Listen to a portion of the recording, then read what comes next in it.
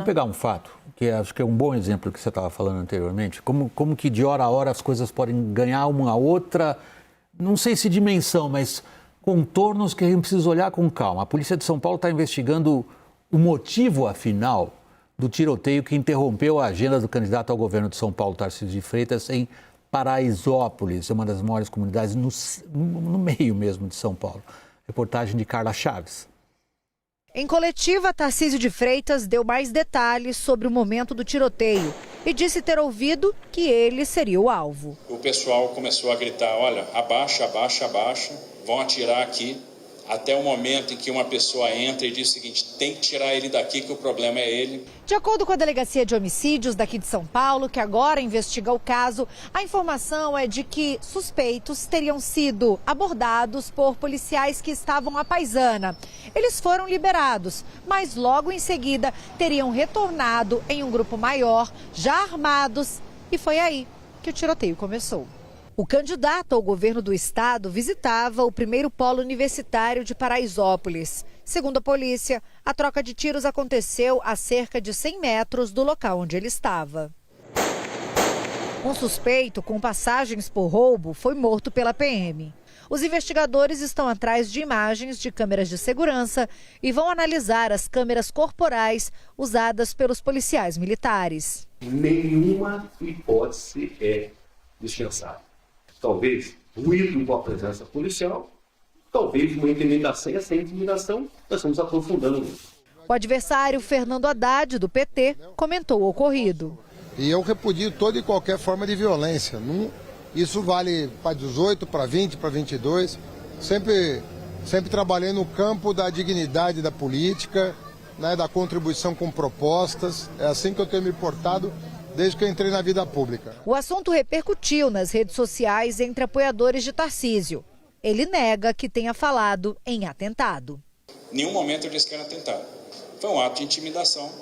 Foi um recado claro do crime organizado, dizendo o seguinte, vocês não são bem-vindos aqui. A gente não quer vocês aqui dentro. Não tem nada a ver com uma questão política, não tem nada a ver com uma questão eleitoral, mas é uma questão territorial. Como é que o caso está sendo explorado politicamente? O bolsonarismo está usando o caso, né? Usou agora à noite na campanha. Nos primeiros momentos ali havia uma dúvida até por parte da campanha do Tarcísio, mas as declarações do Tarcísio deixam claro, ele afasta a política do caso. Mas a campanha nacional não. Eu recebi, por exemplo, vídeo da campanha do presidente Jair Bolsonaro fazendo as correlações que nós temos assistido a campanha nacional fazer de vinculação do Lula com... Vincular o adversário ao crime organizado. Exatamente. Mas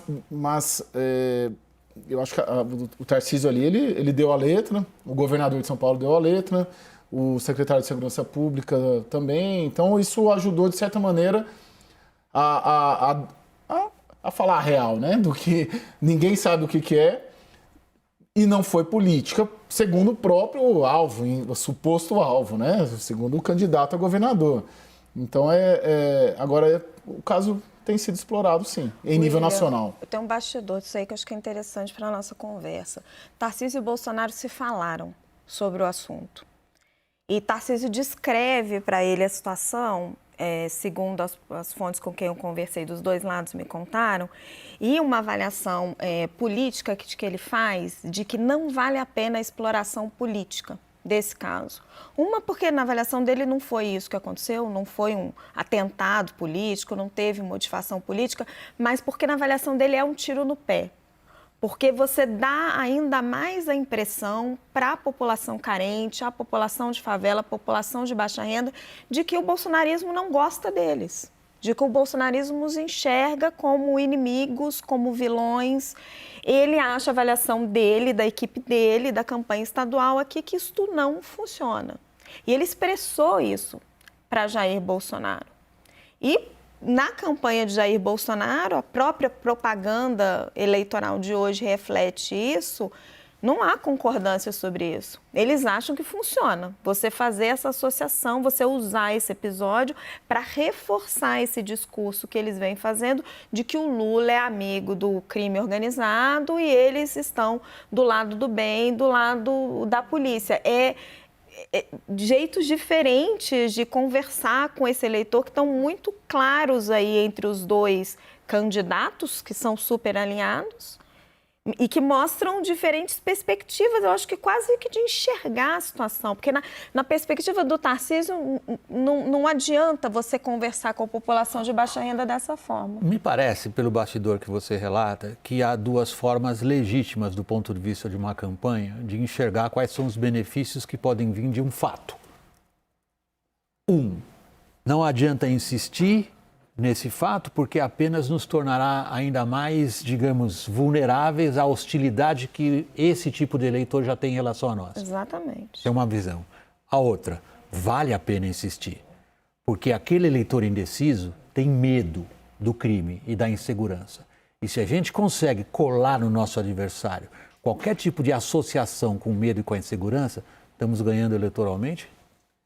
Existe essa dualidade, Vac, mas teria que haver uma decisão de que o eleitor de baixa renda ele já perdeu.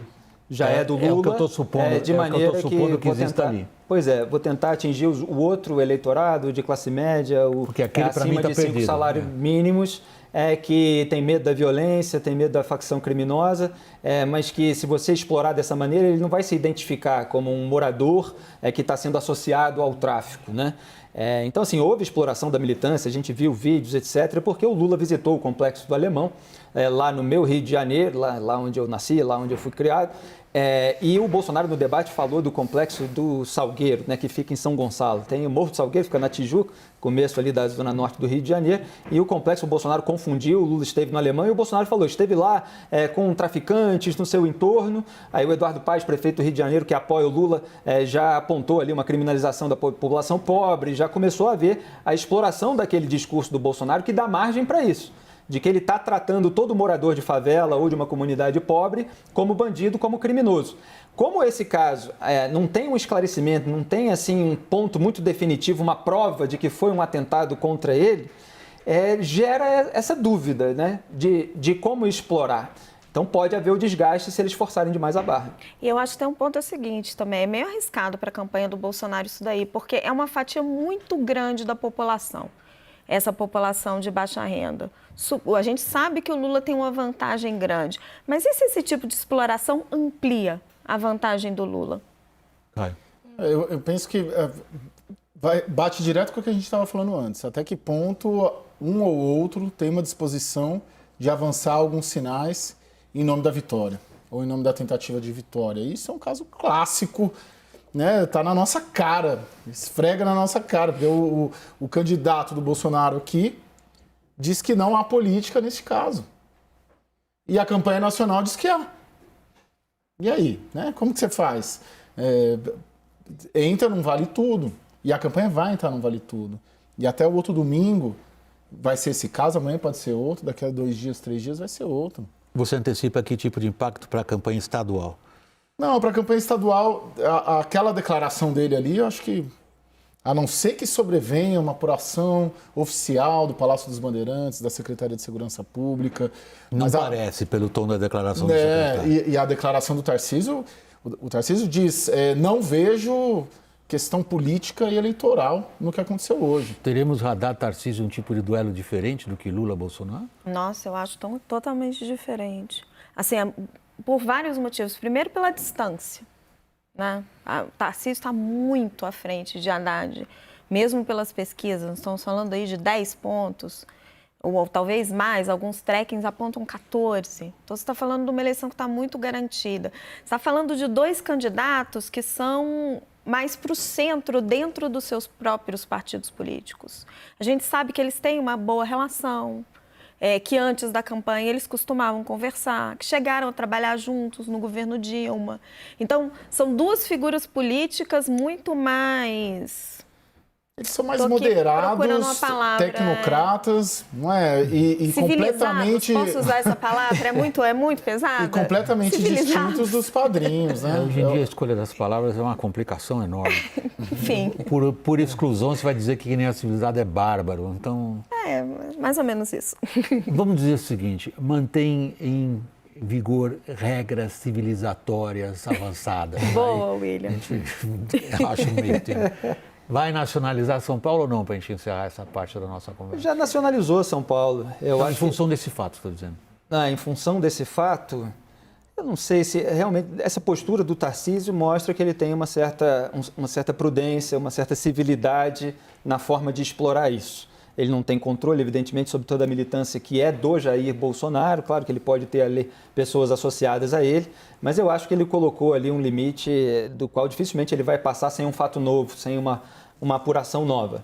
Agora, a campanha já foi nacionalizada, né? O Haddad realmente foi para cima dele no debate na TV. Acho que pode ter havido um desgaste, ou pelo menos o receio de um desgaste, tanto na campanha do Tarcísio quanto na do Bolsonaro. Por isso, o Tarcísio não quis ir a outros debates. Acho que tem pedágios ali que o Tarcísio paga para o Bolsonaro e o Haddad explorou isso muito bem.